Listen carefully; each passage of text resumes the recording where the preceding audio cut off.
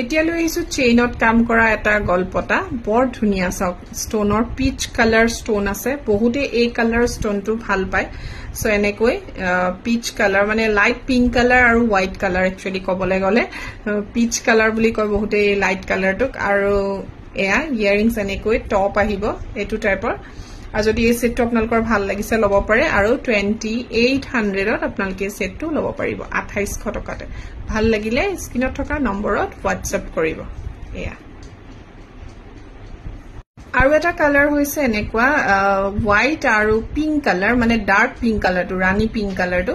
মই ইয়াৰিংজো দেখুৱাই দিও তেতিয়া আপোনালোকে কালাৰটো ধৰিব পাৰিব এনেকুৱা হ'ব